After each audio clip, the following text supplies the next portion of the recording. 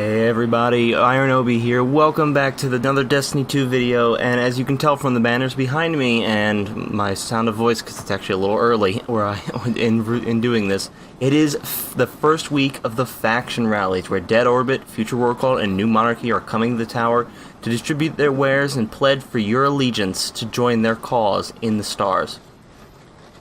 So in this quick video, I'm going to do a quick rundown of the armor sets, what they look like, the weapons, and what the stats roll on the weapons are and the perks, and how they fare against other weapon archetypes of similar designs, hand cannons for hand cannons, scout rifles, and so on. So let's get started. I'm going to start with one of the more popular factions that I think a lot of people were expecting to be amazing this time, and maybe have some really crazy guns. You know them. It's Dead Orbit. Now, as you head into the tower hangar, if you hang out left, just under where Future War Cult is, you'll find Darakja Hall. There will be a milestone update that will make you go to every single vendor, just so you can see them all and see what you're getting into and inspect what they have. But Dead Orbit's the first one we generally start out with, so I'm going to start out with them here.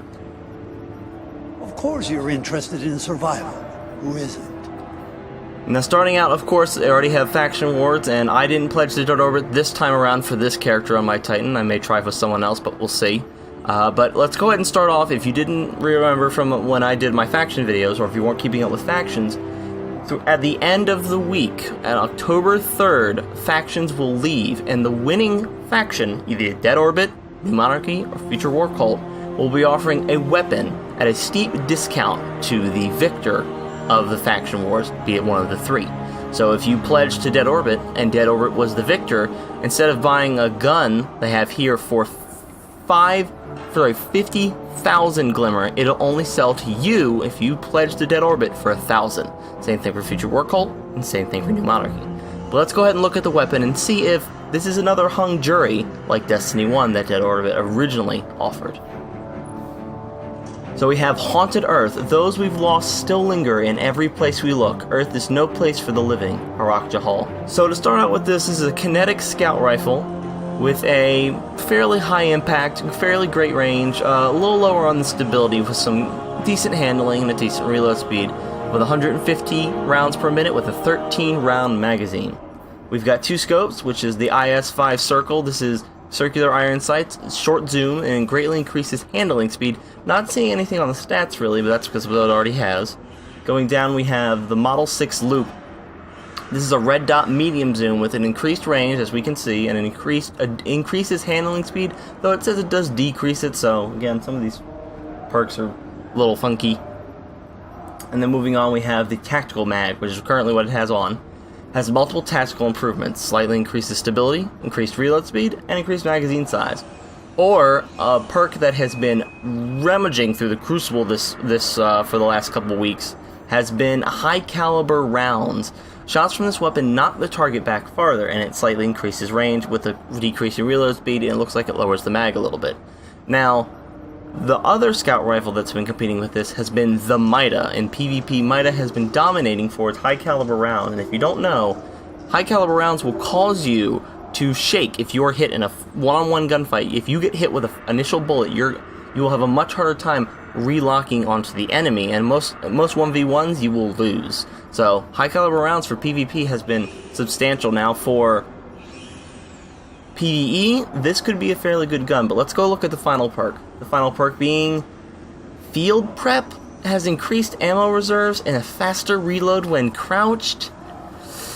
I don't know how particularly useful of a perk this is. Maybe for some PvE bosses, if you stand still and get a little bit of a faster reload, but I just feel this last perk really just doesn't sell the gun for me. There are better scout rifles out there, and I don't think I personally, and this is just my personal opinion, will be going for the Haunted Earth from Dead Orbit, because I think there are just better scout rifles that are out there that do more and are worth your time. But let's go ahead and take a look real quick at his other weapons he sells, because maybe there are some redeeming features here, for me at least, for Dead Orbit. Some of the armor, as we can see right there, some of the shaders, which we can see, and some of the weapons they're selling. And of course the additional rewards, which is just, your miscellaneous stuff you can still get in these faction reward pickups. So first we have the Anti-Extinction Helm. Friends and families must cast aside if they do not perceive the truth. Such ties bind us more tightly than gravity. Now, the whole theme you'll feel with Dead Orbit is very much a tactical one. You'll see a lot of, you know, bits and bobs, a very actually almost modern take on the armor sets, which is not a bad thing. As you can see right here, we have a, you know, the power and the plus minus for volume and stuff, with very tactical looking. I don't hate it, but it's not who I still pledge with. But I do like the armor. What I do like about all the armors that have been consistent with this is that every single armor piece lets you get rid of mobility, and most armor pieces run high resilience and high recovery, as I'll show you. But again, you can just mobility always, but boom, you can just get rid of that and go immediately to recovery if you want to just run full recovery. Same thing with the arms. The arms are full resilience, as you can see, but they can be maybe a little bit recovery if you want that, if you want to get a little bit recovery on them. The chest piece, again, max resilience, but if you maybe want a little bit more recovery to get that full max resilience recovery stat, maybe get those really high up in the 10s and 8s and 9s, you can just make them even and have it swap over. So again, and I don't hate the armor set. The armor sets actually look pretty good, even if they are just reskins. But I like most of the time they are going to be less mobility and almost run full recovery and full resilience, because that's where you really get your bang out of your buck. Being able to survive longer in gunfights is a little more useful than just merely being able to walk faster, which is what mobility does. And obviously you have the Titan mark, or, you know, whatever mark you currently have, but so far I am liking all the armor sets and their stats specifically for everything. But let's go ahead and look at some of the weapons for Dead Orbit. We have 3 graves. No need to dig too deep. Our slumber will not be disturbed. This is about a medium impact scout rifle with a lot of range on it. It's got the Model 6 loot with an increased range and increases handling speed with a red dot and medium zoom. Then we have Mark 15 lens, which is an ocular sight, long zoom. Greatly increases range, decreases handling speed. And then we have the extended mags. The weapon has increased magazine size but reloads much slower, which has a 39 round clip. And then it has flared magwell, which is increased fast reloading, you know, but it really lowers the mag, but you can reload really quickly. And then the final thing is Outlaw. Precision kills greatly decrease reload time. So this is a fair perk. I think this is an okay scout rifle. If you're looking for, you know, maybe the reload speed on this actually is quite atrocious. If you run this and you pair this Outlaw with extended mag really well, you can really just reload that gun really quick. So this is actually upon second looking here, this is actually not a bad pulse rifle. I think this could actually be a good pick if you're looking for a solid pulse rifle. But there's been a lot of good guns in here, and you'll see that throughout the video. There's just a bunch of good guns. Moving on, we're going to talk about the hand cannon. This is the Dire Promise, and I'm actually comparing it here to the old-fashioned I have on. Has a little bit less impact and a little bit less range, but generally has better everything else. It has lightweight on it. Initially, you know, a perk is lightweight, and has, of course, the fast draw HDS sight, steady hand HDS, true sight HDS. And for the perks, it's got steady rounds for increased stability and decreases range. The pendant mag for an increased magazine size here, probably pop to up 14 to 13 bullets for an extra couple rounds. Not terrible. And then we have triple tab. Landing and precision kills will return 1 round to the magazine. This is generally a PvE perk. PvP, you won't really see this too much unless you're like some sort of whiz kid and you're consistently landing headshots on enemy players, which can be fairly difficult. But this is another well-rounded hand cannon. Upon second viewing, I wasn't looking at it as much as I should have, and I think this is actually, I'm dismissed this originally, and we'll see if the choice I end up ripping may come back to bite me, but we'll see. I was pretty confident. Moving on, we have the sidearm, the 11th Hour. We will save and protect anyone who joins Dead Orbit. There's a place on our ships for you. This is a sidearm, medium impact, no range, obviously, really fast handling, 17 in the mag and 360 rounds per minute. Has, of course, a quick dot SAS, target SAS, farpoint SAS, extended mags for that faster, you know, that more bullets, but that's kind of what it is now at 17. And then you have alloy magazine, which is just faster reload when the mag is empty, which is generally good on a sidearm. You know, you generally will run out of bullets and then reload it really fast, and that really pumps out that reload speed. And then the final perk is Rampage, which is kills with the weapon, temporarily grant increased damage, which stacks up to 3 times. Decent sidearm. I'm not going to go too heavy into sidearms because I'm not really a sidearm guy, But I personally think the New Monarchy sidearm, which we'll get to, I think is actually way better than this. But this is still a decent one if you want to rep Dead Orbit and you want to, you really want to hit it to the faction. But you're like, I do want the sidearm, but this is another good sidearm, I feel. And for the final weapon, we have Gravity Slingshot. This is a shotgun. High damage, high recoil, so this is this is a very much a buckshot, just a, really a lot of kickback. It's got Barrel Shroud for increased stability, increases handling speed. Smooth Bore, increases range. And then you have Rifled Barrel, which is a ranged shotgun, increases range, but greatly increases handling speed. Doesn't get as much range as the Smooth Bore, so Rifled Barrel really doesn't seem worth it as much as it does for Smooth Bore. So I definitely go Smooth Bore if you want to go on this gun. We have Accurized Rounds, which just increases the range again. And then we have Tactical Mat, which is slightly increases stability, increases reload speed, and it slightly increases the magazine size, but you lose some range. So, trying to be that range shotgun. And the final perk, which is again Field Prep. Increased ammo reserves, faster reload when crouched. Again, I don't know how much of a useful perk this is on a shotgun, so we'll see. That will have to be a judgment call, but I don't think this is personally worth your investment. But again, that's just me. And that was Dead Orbit. Obviously, we have their shaders, of course. Dead Orbit's Fate and Dead Orbit's camo. Obviously, it's black and white with a little bit of camo on it.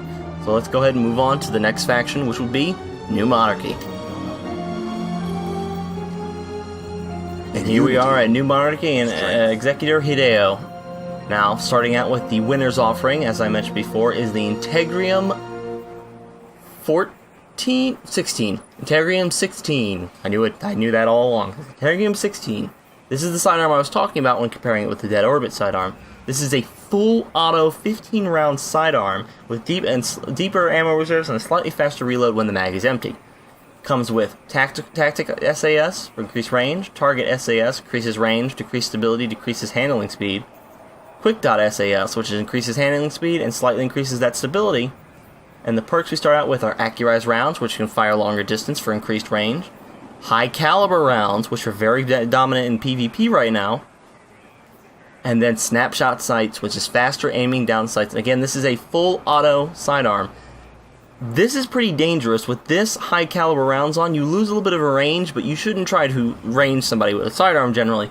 So what you have here is a quick sidearm that you can pull up quickly with high caliber rounds to really mess with people at close ranges. I think this is a solid sidearm, and I was worried when I heard that New Monarchy's main weapon was going to be sidearm, but this definitely put me to ease, and it's very fast rate of firing. So if you're looking for a solid PvP sidearm, the Integrium 16 might be worth getting.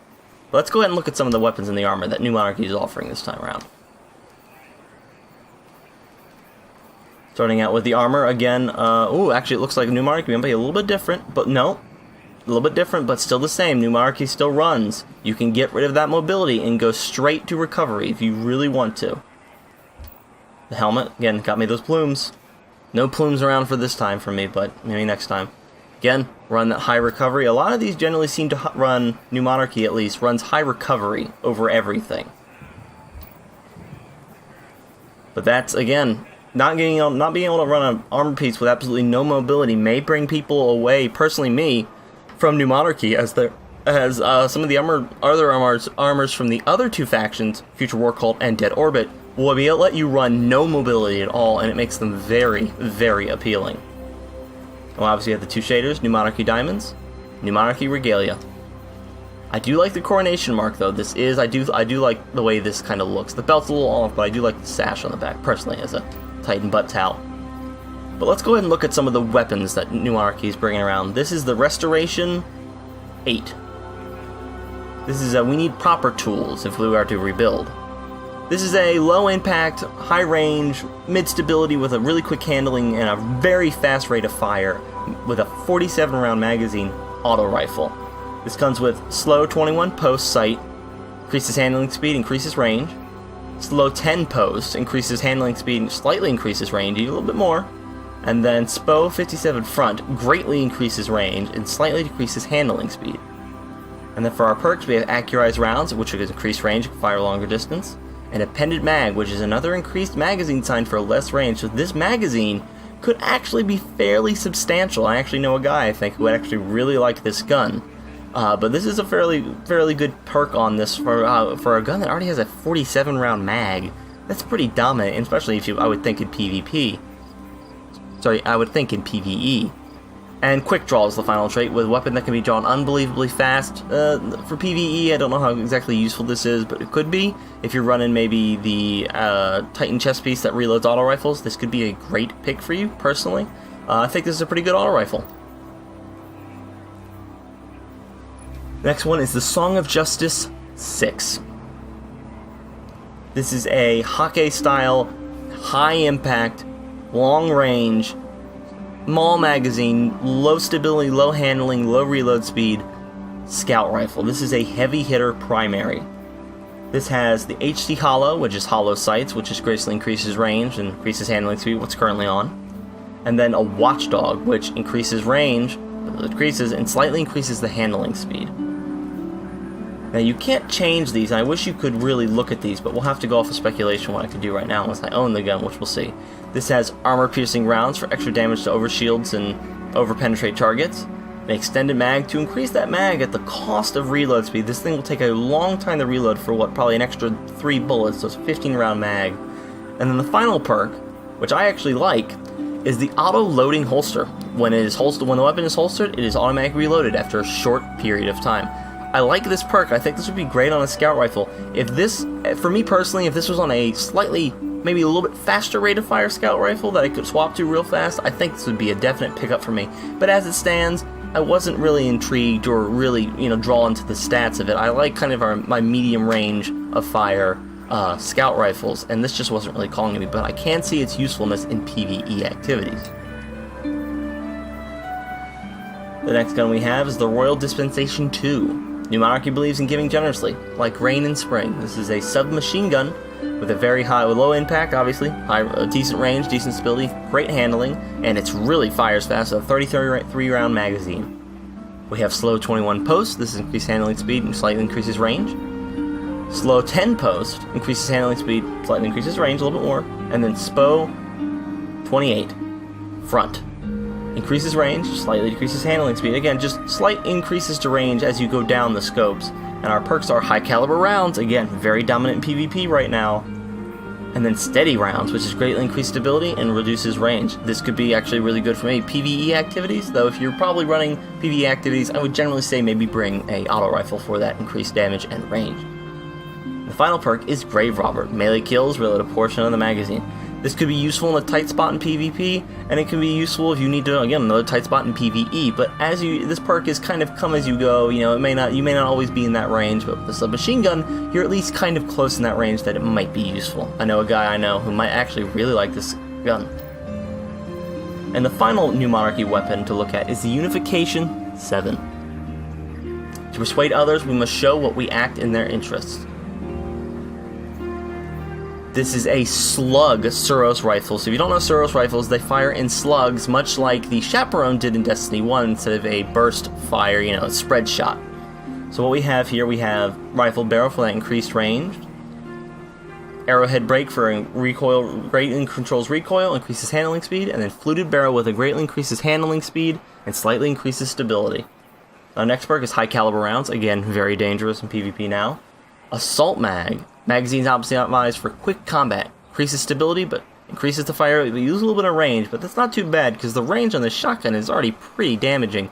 But that's knowable because it is a slug round, so you're going to want to shoot precision shots with this shotgun. You're not going to want to hit body shots unless they're weak.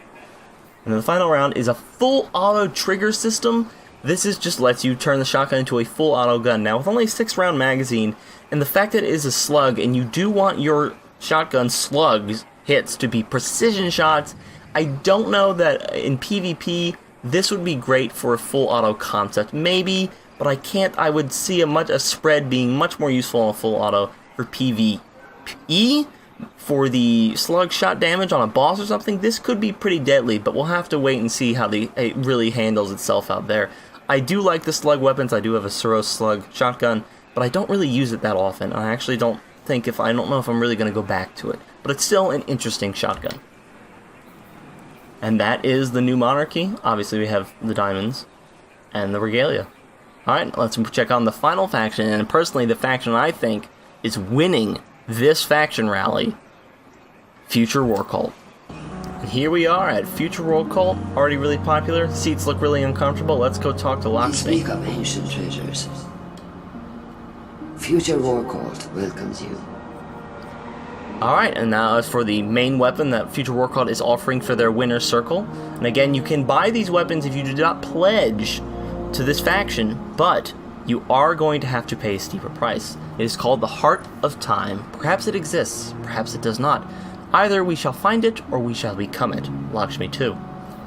This is a low impact, low range, high stability, decent handling speed, reload speed with a 33 round clip, fairly fast firing Amalan pulse rifle. This is a secondary in your slot, deeper ammo reserves, and it reloads faster when the magazine is empty. Has Candle PS, which is greatly increases handling speed and increases range, which is what is currently on. Impulse MS3, increases range and increases handling speed. This really damages the handling, so I almost would either probably go with, just stick with the Candle PS. Steady rounds, optimized for recoil control, greatly increases stability and decreases range. And Tactical Mag, this weapon has multiple tactical improvements with increased stability, reload speed, and slightly increases that magazine from 33 probably up to 40 or a high 39. And the final perk is Dragonfly. This is the new Firefly from Destiny 1. Precision kills create elemental damage explosions. This is a perk I haven't seen on many guns, and I'm glad to see it here. This is almost one of the many reasons that I think that Future War Cult is really gonna go and win this round, even after all the jokes on Twitter and Reddit, like, oh, New Monarchy, dead orbit, New Monarchy, dead orbit, and Future War Cult's over there eating glue or something. This gun, I almost looked at this and I was like, this is great. I need a good solid PvE pulse rifle, and I think this is that. PvP, I don't know that this would do so well against other pulse rifles, but for PvE, I think this is a pretty good pick. Personally, I can't wait to get this one. Now let's go ahead and look at some of the armors. Now again, what I liked about both Dead Orbit and New Monarchy, Dead Orbit and Future War Cult, is that you can completely take off that mobility stat on these armors and completely run resilience and recovery and just completely get rid of the mobility altogether, and that's great to have because mobility personally does not seem to do that much. So glad to see this on here. That's another reason I am going for this armor set if I can get a full set before the end of the faction rally. Let's take a quick look at some of the weapons, which I think are very interesting and actually have some perks I haven't seen yet. So this another reason I think Future War Cult will be really into it, as just the weapons are so unique. So let's start with one of the more interesting ones, is the hand cannon called True Prophecy. This is a primary. It has aggressive frame, high damage, high recoil. This is a high impact, low stability, 11 round magazine. This is a heavy hitter of a gun, but I like the way it looks. It comes with fast draw HCS, which is greatly increases handling speed and increases stability. True Sight HCS increases range, stability, and handling speed. And then Crossfire, which increases range even further with less stability and less handling. Personally, I think the hand cannon already has a good amount of range on it, so I actually think we'll just stay with the Fast Draw HCS that you currently have. So for perks, we have a Pendant Mag, increase the magazine size, which is what it currently is at now at 11. And then other mag, which is faster reload when the mag is empty. This will probably bring it down to a 8 or 9 round clip. But personally, I don't know that you really need this. I think this is pretty good. And the final perk, which is a perk I haven't seen yet, is Timed Payload. Projectiles attached to enemies explode after a short delay. So, it's not explosive rounds, but it's delayed explosive rounds?